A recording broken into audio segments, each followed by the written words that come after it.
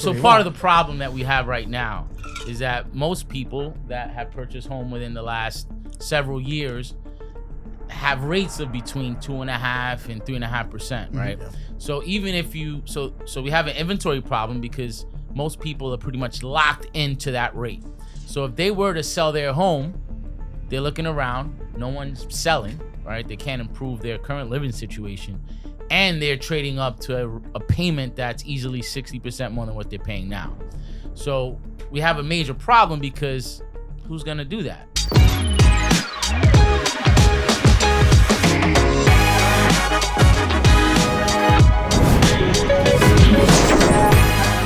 Yo.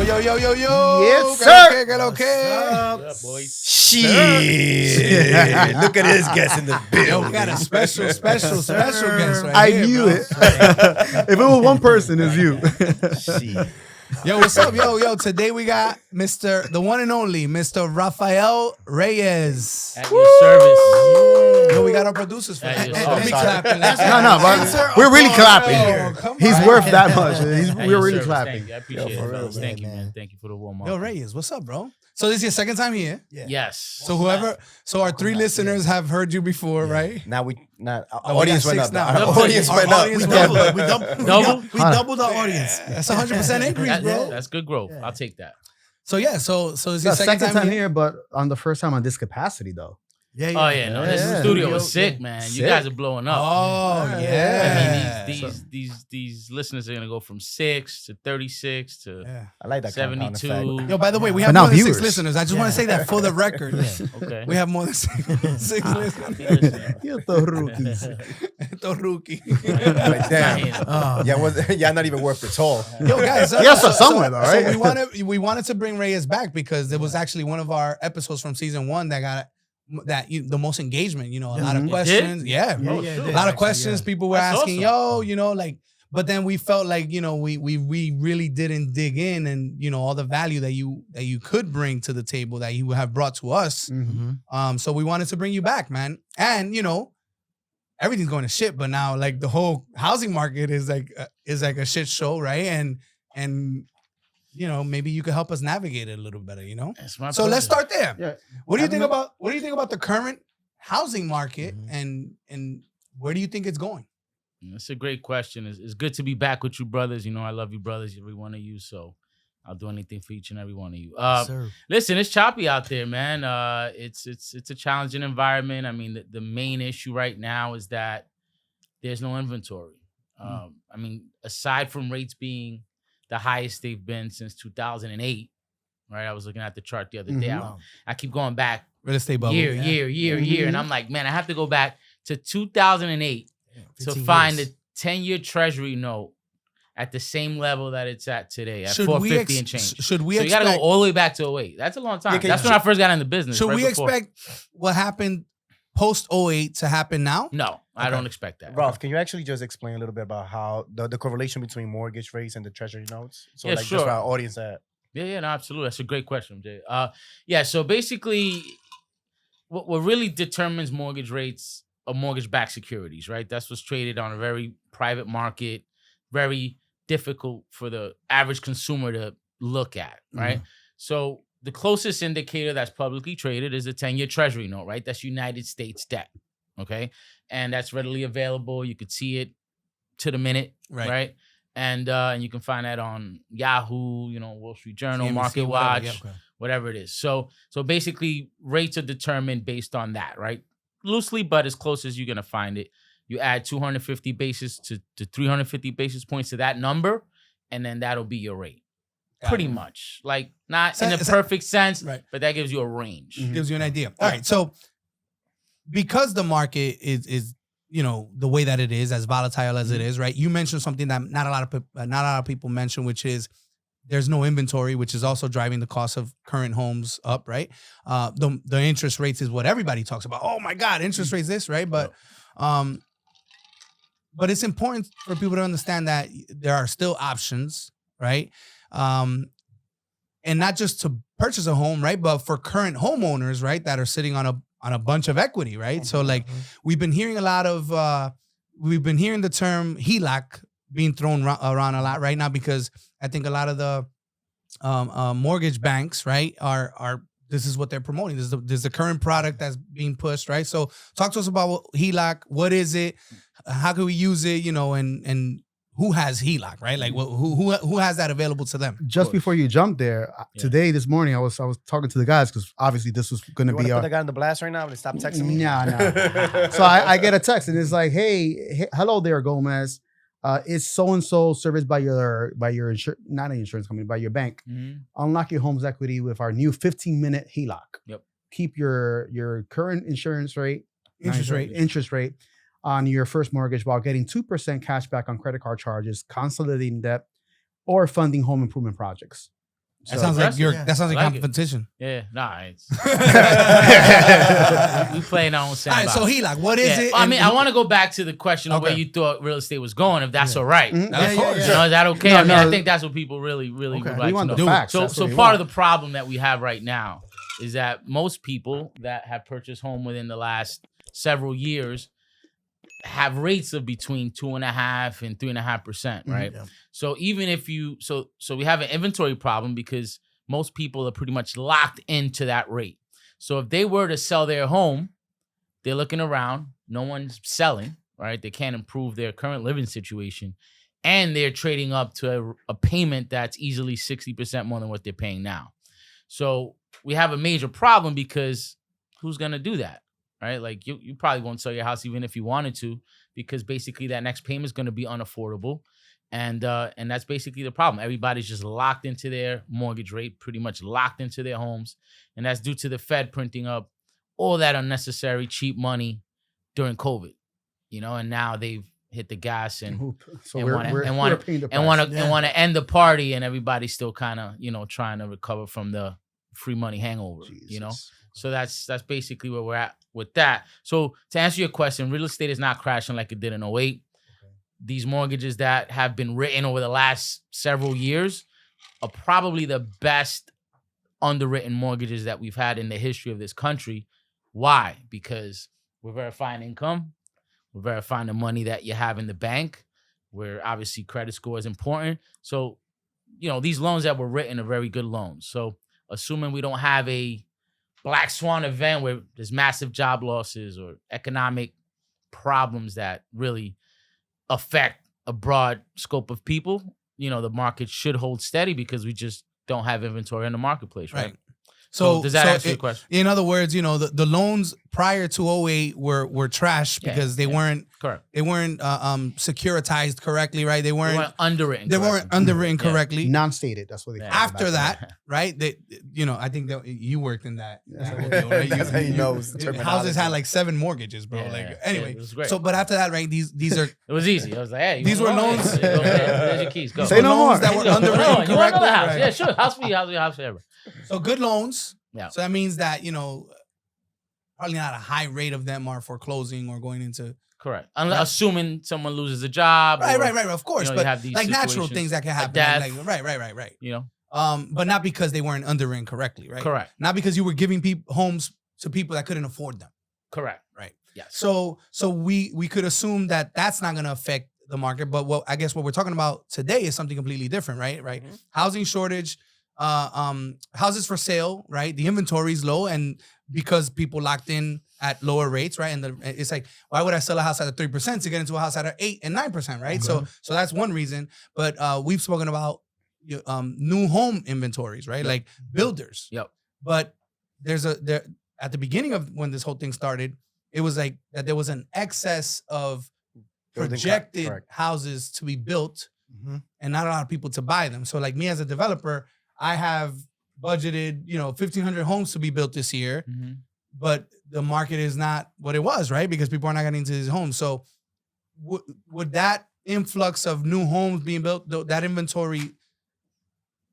No? No, not at all. I mean, it's all about demographics. Like you got to look at your age, the average ages of the American population. So right now we are probably 1 million homes. We can build 1 million homes and we'll probably still have a balanced market. Again, assuming that everything stays, there's not a massive economic shock to the system. So where you see a little bit more of the...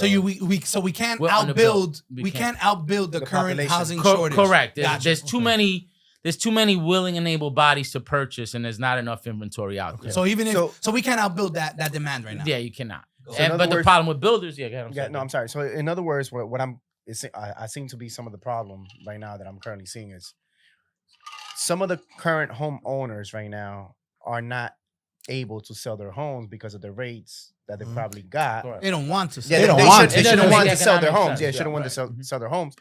But because some homes are not available at the same time is the reason as to why the influx. They both compound off of each other. Yep. Okay. Do you see anything being done to reverse this, or is it just something that you just gotta build more homes? I mean, look, land costs are expensive, materials have gone expensive. It's just very pricey to build, and obviously the supply chain issues during COVID, things are coming back. I was talking to a customer today, right? And I told him when he closed, I was like, "You're buying a fixer upper, you're getting a great deal, but I personally think you don't have enough coin to finish this project, not to flip it. He wants to buy and live in it. Okay, and I'm like, listen, I would encourage you to look at a renovation loan, right? Because we can roll in the renovation money. Worst case scenario, if you don't use it, you put it back on principal, but it allows you to sleep at night." So he calls me today. He's like, "Rob, I got, I'm $140,000 short to finish the house." And I'm like, "Whoa." I'm like, "That's a lot of coin." What, he's like, "What suggestions do you have?" So would that be? I was like, "Listen, I hate to say, bro, but I told you so." He's like, "I know you. I know you did." But he's telling me that basically the last renovation he did, the prices and materials have doubled. Right. So I went to the HELOC, which is a perfect segue. So I said, "Listen, check out here, and this is how you could potentially access some money." So, but just to give you an idea, he thought he could have got it done with X. It actually is 140 grand more. Right. Yeah. That's kind of like the scary part Poor about going budgeting, to by the fixer way. uppers, bro. I think that Say the name, bro. We Industreet. No, I'm kidding. So he goes again. That is my guy. He goes again. That customer is my guy, just like you guys are. So talk to us a little bit more about like HELOCs, like what they are, how do you tap into them, what are some of the pros and cons of going that route, especially if you're in that situation. HELOCs are great. They're a great product, especially right now when you're locked into, like I said, a three. So what is a HELOC? Oh, a home equity line of credit is basically a credit card that you can use at will that's attached to the equity in your home. Okay? So let's just say your house is worth $1 million, right? Just to throw a number out there. You owe 500.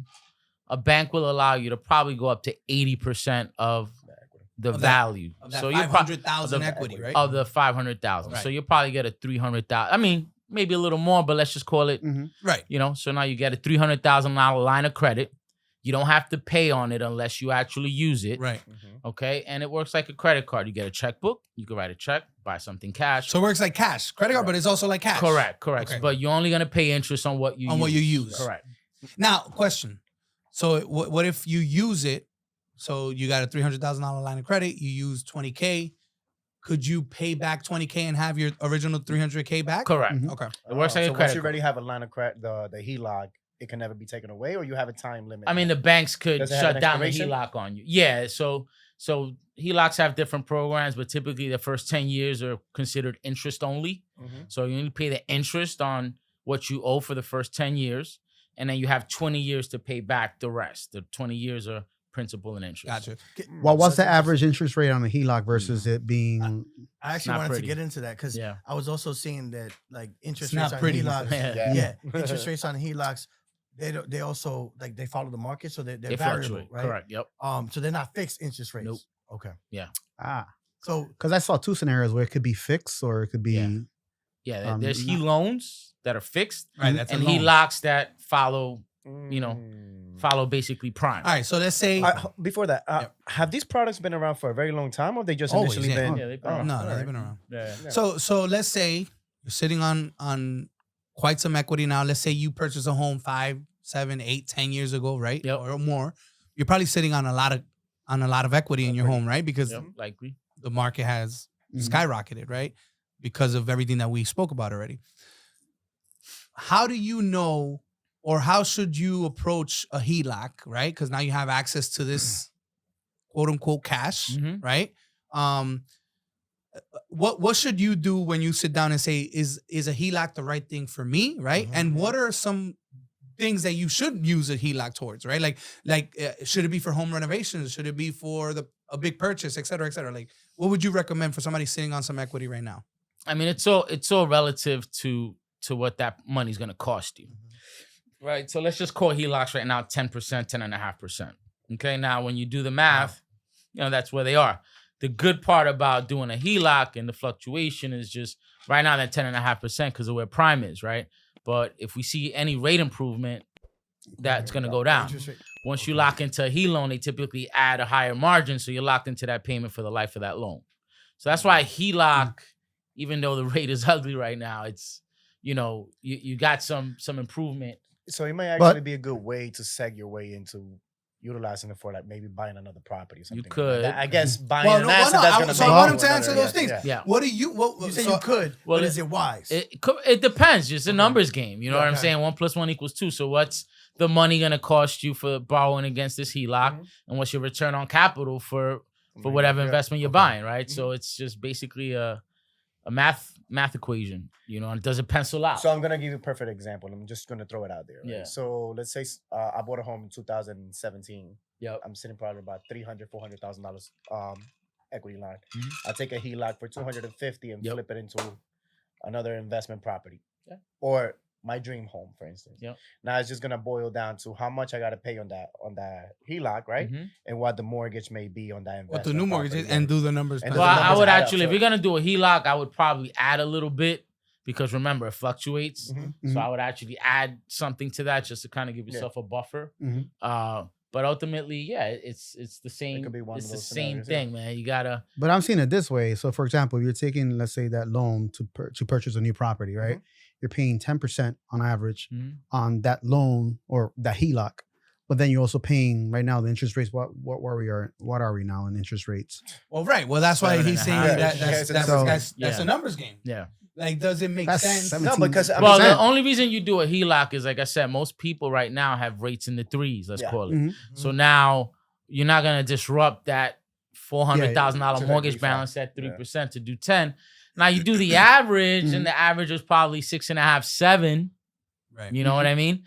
But we don't anticipate rates staying this high for for a while. I mean, next year's an election year. I mean, we just kind of rolling the dice. What a little about those individuals that use HELOC to pay off their mortgage in fewer years? So bit. That's just just I don't really engage with that stuff. I'd rather you just say make extra mortgage payments on your mortgage and just call it a day. You would make one extra payment on your mortgage. You pay the house off in 26 years, 2 extra payments. You pay it off in 24 or 23. Like that's a little bit more tangible to me to get all sophisticated, as these guys say. Use your HELOC for this. I mean, the HELOC is good to paying off high interest credit cards. Right? Pay that off. Which pretty much all of them are. Yeah. Right now, I mean, you got 30% on some credit cards, so you go from 30 to 10. That's crazy that people are paying. I'm thank God I'm nowhere near that. You go from 30 to 10. That's a big difference. Use that for that. Home improvement is a good idea because you either if you have the cash, I mean, keep it, and maybe leverage the HELOC a little bit. Let the house kind of carry itself as long as you can afford the payment. Right. To buy another piece of real estate, I think is always a good idea, depending on what you're paying for the real estate and your return. There's a lot of different ways to use a HELOC to create wealth. So and I think that's more what I want to get into. Could you have a HELOC?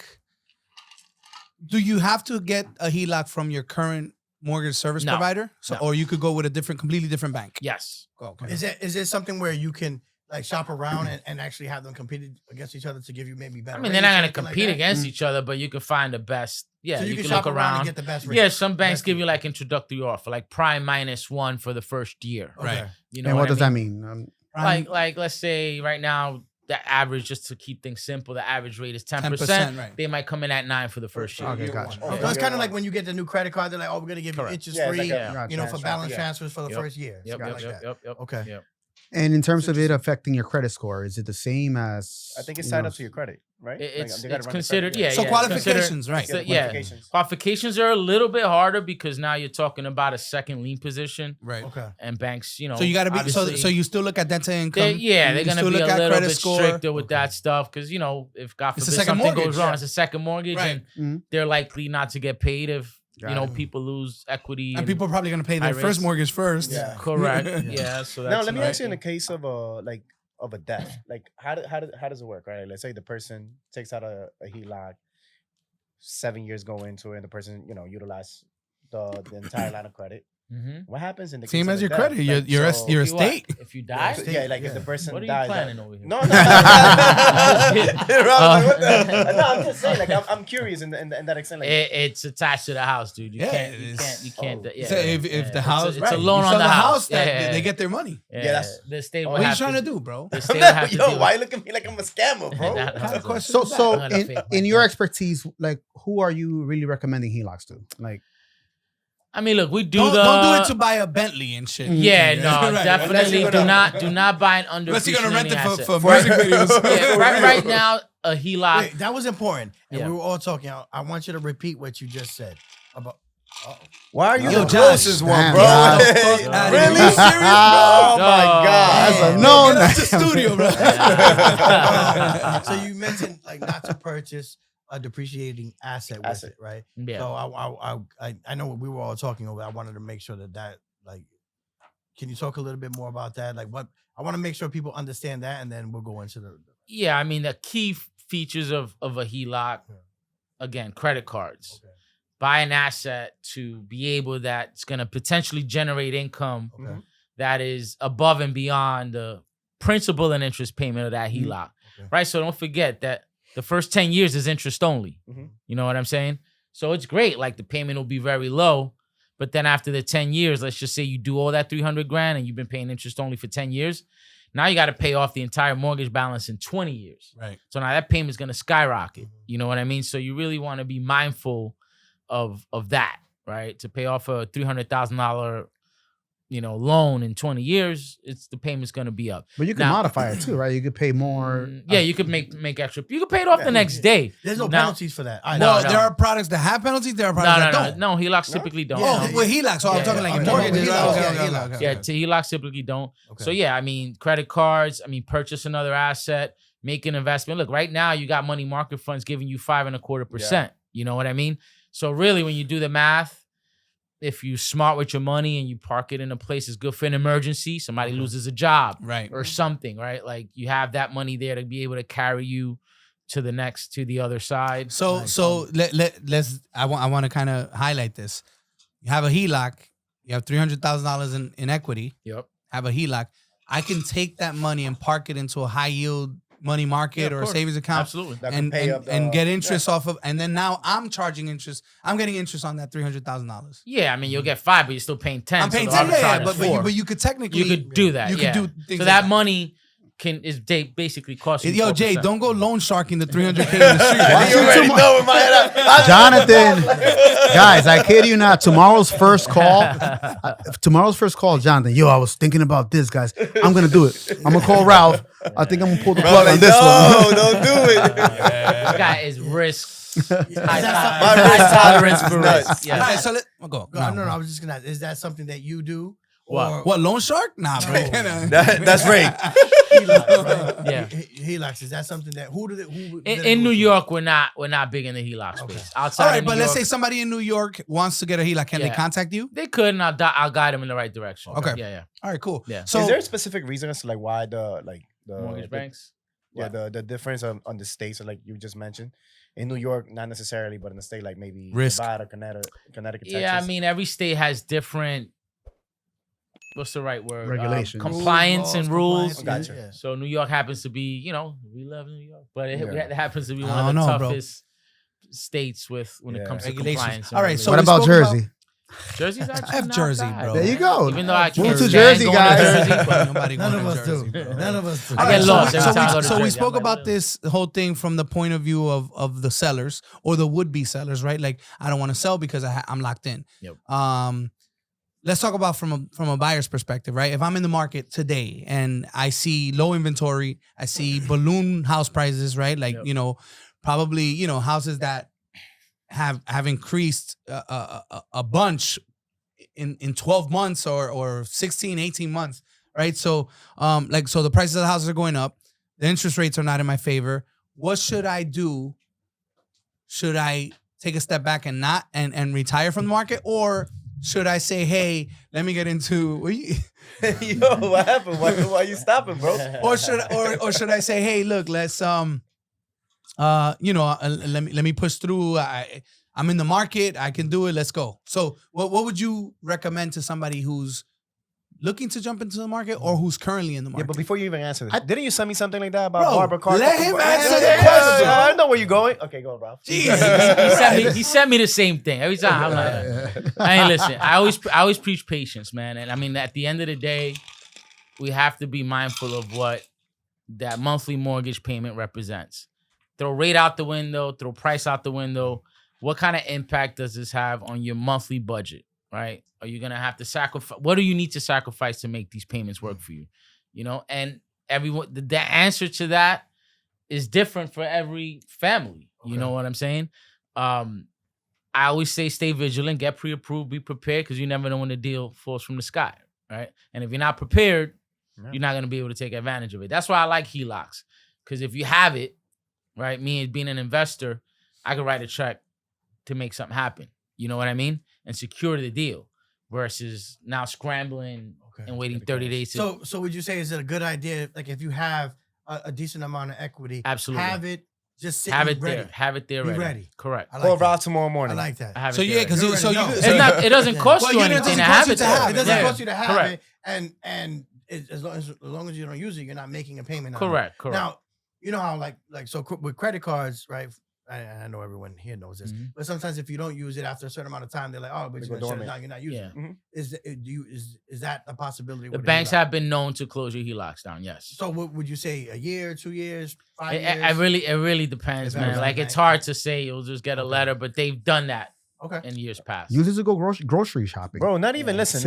Right now, you can use it for that. There's some great. Keep it active. If you're somebody, let's say that has a 30, there's some great development opportunity in Dominican Republic at the moment. Yeah, but there's people that the money to work. Sun American Express. You know what? Let me ask you this. Do you pay the interest if you pay it off before the end of the month? No, that's a great question. Yes, you do pay it. You're still gonna owe that interest if you spend that money. It's a per day. It's a per day. Yes. Oh, it's compounding per day. Yeah. So I think they got paid the next day. From what I saw, it was the average daily balance divided by 365 times the interest. Correct. Okay. So that's your payment. That's a lot of math right there. Yeah, that's. Ray told me, you better study formula, today. Man. It's a I good did. formula. I got it. We can start doing HELOCs right now, sending money to La Fonfer real quick. And start For real. Ooh, okay. You get 30% on it, arbitrage 10. Return. Hey, makes sense. I like that idea. Try to get a loan in DR. Try to get a loan right in now, DR. you're probably like at 40%. No, I'm playing. 12 to 18%, I would say. Jesus. 12 to 18%. Yeah. I mean, even give or take. Even borrow 10 and lend it out there at 18. 8%. Yeah. Hey. See? You're still making some money. You see, now we're going to go to the drawing boards. Now we're going to go to the drawing boards. It's all arbitrage. See, banks do the same thing, right? Right. It's all arbitrage. They borrow from here and they lend it to you at X. At a little difference right. in their pockets. It's all arbitrage. They borrow from Peter to pay Paul. It's all arbitrage. Well, not to pay Paul. They borrow from Peter to lend to Paul. At a higher rate. Correct. Yeah, that's and make the difference. And they pay themselves. And then they pay themselves. Yeah. So, I mean, getting to Ray's question in the sense of like, does it make sense to buy now, right? Like, I mean, you know, my I guess my mindset, right? He's about to swallow. I want to buy everything right now. He's like for himself. I want to buy everything right now. But I mean, me and Jay like, fuck it, bro. Let's do it. Yeah, exactly. So it's like, he's another one. I mean, the way that I look at it, it's kind of like you already have the asset, and then eventually I think historically speaking, the average rates are like 10%. Mortgage rate historically from the 70s to now. Yeah, I mean average. I mean, they were almost 19%, right? At one point, something right? like that. So I think that even if you close now like on the 8s, right? Some people are like, oh my God, that's really, really high. But I think that if you're able to make that mortgage payment, right? I think that let's emphasize that. Yeah, if you're able to make and I think that Rafael, mortgage payment that's what he's if If you can afford the payment, right? Then okay, you could look at it as I could afford this payment, and eventually the asset will appreciate when the rates drop. Well, that's speculation, right? Yeah, that's, speculative. now, right? Yes, to Barbara Corcoran's point, right? You know, the video you shared. I sent it to you like in 4 different forms. She does have a point, right? Like when rates come down, right, you could expect more activity, more buyer demand. Okay, still speculation. However, that theory makes sense considering the amount of inventory that we have on the market now. You follow what I'm saying? We have very 100%. Little inventory. So when you say inventory, you're talking about houses for sale. Houses for sale. Yep. Thank you. I mean, no, but you're pretty straightforward about the market that you're focused on. No, I mean, I think it's across the board. Nationally, I think we have an issue. Yeah. Okay. Yeah, nationally, we have. I mean, the last 60 days, you're starting to see maybe a little bit of, an uptick slight, but nothing that is measurable. You know what I mean? Gotcha. But to like I said, Barbara's point, assuming that everything remains the same, there's not a big economic shock. You know, we should continue to see appreciation. So thank God. Yeah. But so on the national level, what other markets do you think are currently worth maybe investing in? This is the call tomorrow. Like this is the call tomorrow. Hold on. Let me tell you. Yo, guys. So what you thought about that? He said Tennessee, right? So look, if we take our equity from here, from there, let's go over there, bro. Let's buy like 30 properties. I can see this.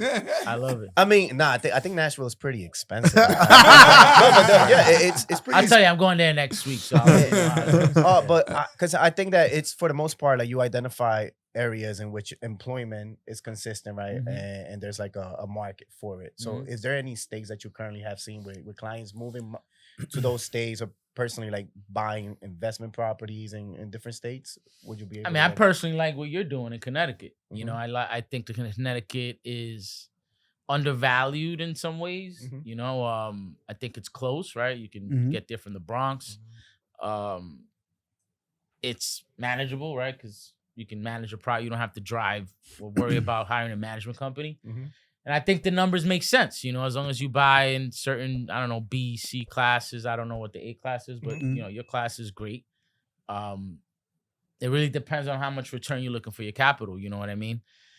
I don't like to speculate when it comes to like, is this market going to grow? Yeah, you know, because things you change. You don't control that. Right? You don't control appreciation. You control the price at which you pay for an asset and what you think you can sell it for and your time horizon and all that. You can't control appreciation. Yeah, that's a great question.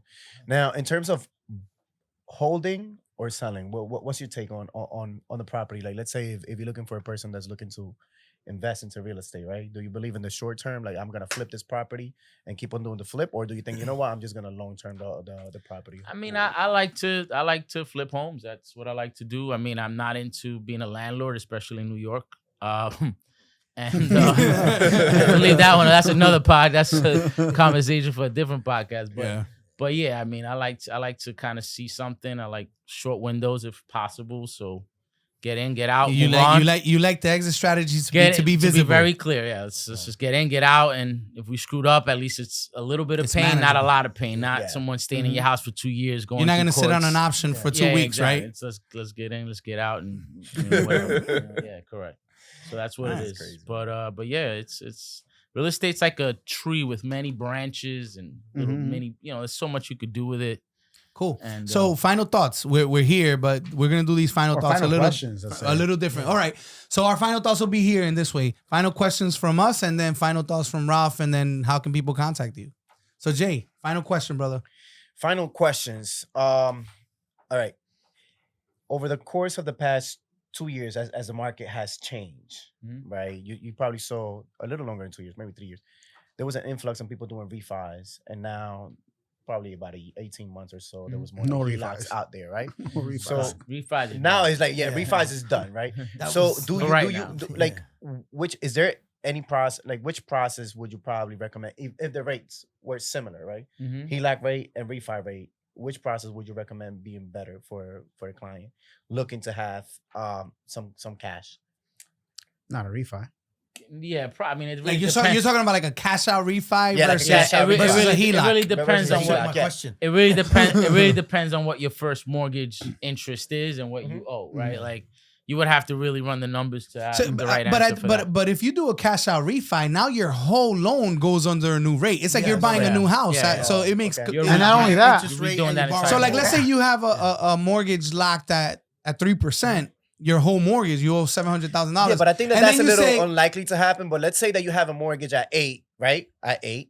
at You 8%. just bought that. At 8. So let's you say you bought just it like bought that, right? yesterday. No, Yeah. no. But I'm Yeah. saying, let's say a couple of, And know, you a couple of can't years. cash out refi No, now. but let's say no. I'm asking for the future, right? Like it's just a question Right. that somebody might be in a situation. got it, got it. So if you lock in at 8%, Mhm. okay, and then the rates drop, maybe Oh, well, Yeah, 5%. but then- Well, that's a different. will- that's a well, completely this is why- different this thing. is Yeah, where but I'm asking you also will have a to keep in cash out mind- refi or a HELOC be better if both rates are relatively the same. I think. But cash out remember, refi. Cash but out remember, refi. you also 100%. you also have to keep in mind. Let's say you had the mortgage for 3 years. You're throwing yourself back to the beginning of the Day queue one. Nah, where you're don't paying worry- more don't worry interest. about the term. But not if the No, but what All about the people's interest? money. Remember, you're paying more interest No, the it's first years. always a balance. Like the amortization schedule, yes, in Right. the first 2 years you're paying more interest the way the schedule's set up. You know, very little gets applied to principal.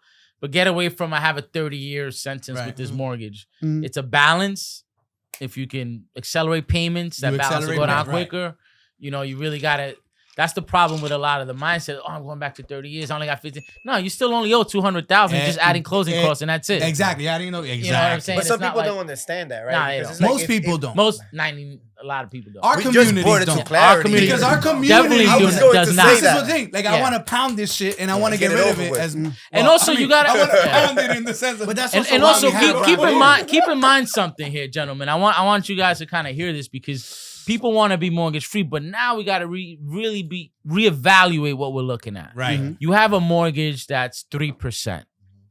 That's the cheapest money you're gonna find In anywhere. years. Right. That's probably a loan that you want to hold on to for as long as you could Right. during these high interest times. So if you have credit cards and something else that's high interest, a car loan or something, you're better off leaving that mortgage for as long as you can and paying off And paying everything those else. off. Right. Because that's not a mortgage that you really want to Right. pay So off. instead of me saying I'm gonna add 2 or 3 payments to my mortgage at 3%, Correct. let me take that extra money and throw it into high credit card Or debt. even throw that money into a money market at 5%. I know money market at 5%. That's gonna Exactly. You understand? Yeah. And keep that loan. Now you're making 3%. You're making 2-3%, right? Mhm. You understand? I agree. So it's just about moving money around to make it really All have right, that so powerful my- effect. final question. My question, the process for a HELOC.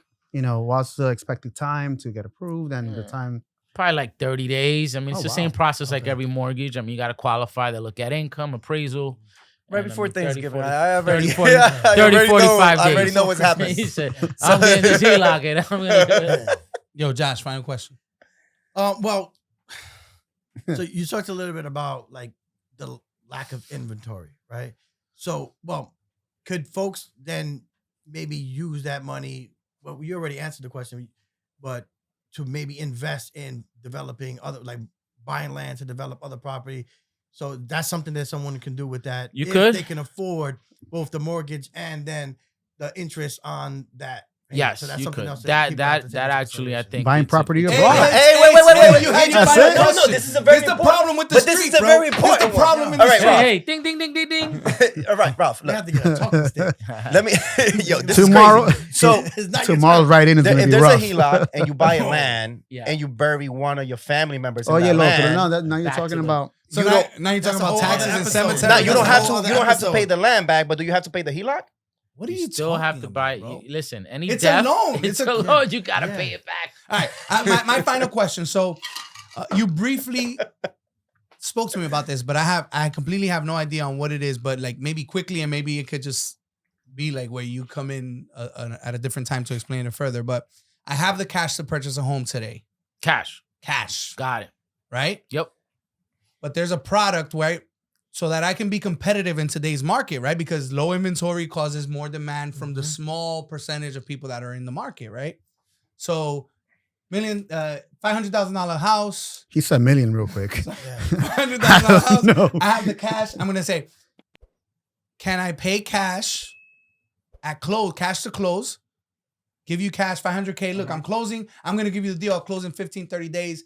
And then go to the bank to get my $500,000 back. Yes. Yeah. Well, not the whole 500. Okay. If you pay 500, up to 40%. I mean, you can you could do what's called. Well, wait. We have a product. That's what I wanted to get. So we got a delayed financing. Financing. Okay. Yeah. So that delayed financing allows you to do exactly what you said. So walk me through that delayed financing because I found it extremely interesting. I stay liquid. Yeah. I stay competitive in the market because I'm a cash buyer. Yep. Right. So how does it work and what is it?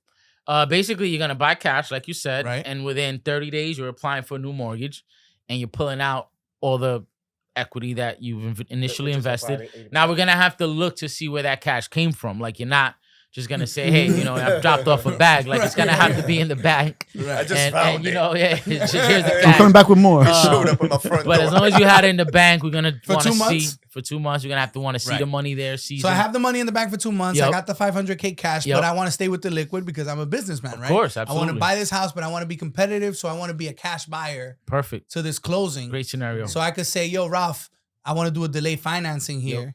So you're aware that I'm doing this. Do I have to make the bank aware? Nah, you don't. So I'll do it, and then I say, "Look, I closed yesterday." Correct. And I want to do delay financing. Delay financing, correct. So you'll need the closing documents, a settlement statement showing that that's where the money went. Mm-hmm. So in that case, right? So right, and then in that case, let's say if the loan, if technically I would have gone to a bank and put 20% down, right? Would you give me the equivalent of the 20%? I mean, would you hold the 20%? It really, and then give me back like the 420 or whatever. You're saying how much money you're gonna get from the initial 500,000, right?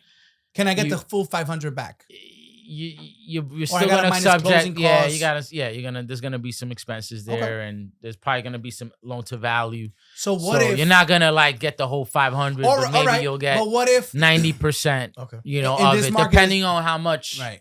What your tolerance level is for mortgage insurance or whatever. Now, what determines in a delayed financing? What determines the value of the home? Do we have to go through an assessment? Because let's say I buy cash from you and I say, "Yo, Ralph, I know it's 500K, but I could close tomorrow.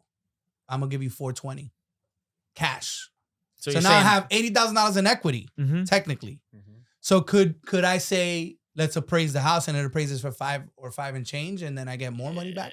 It's that's a little bit of a slippery. That's an idea. Well, no, I got the deal. That's up to I made the deal. We're always gonna genuinely look to what you purchased it at, and then you're gonna say, well, that's the value because that's what you paid. Well, I mean, unless there was some significant upgrades, right? That you could say, hey, or I did or this. If it was a deal, or this is when I bought it. It needed bathrooms in this, and I popped a new bathroom, and there's some sort of justification. That is another call tomorrow. Good question. As long as you're not burying somebody in land, I'm okay with whatever you do, Jay. Yo, Reyes, where can people contact you? Let us know if you want to see Reyes again, because I think there's this guy's gonna be it. So Reyes, hit us up on the comments. Contact you, your socials. Let them know. Listen, Rafael Reyes, Cross Country Mortgage, 718-663-1236. Best way to reach me, those by email, rreyes@ccm.com. What's your social? Follow me on Instagram, Empowered by Raphael at my Empowered IG. by Raphael. Yeah, that's what we do. We power people. We power people up, man. We empower them with the knowledge. Yeah, we got producers now. We got producers. So we're gonna put this on the screen. The whole profile. Yo, producer, we can put this on the screen, right? Yeah. We're trying to get that YouTube channel popping. I'm gonna hire these dudes too. I like them. Hire studio productions. I like them. Let's say that you were referred by who? Industreet Talk Podcast. And you get a 5% discount. Yeah. I think no, they're going to charge me more money. Yeah, he gets a 5% upcharge. We get the discount. Is that how it works? That's how it works. Charge me more.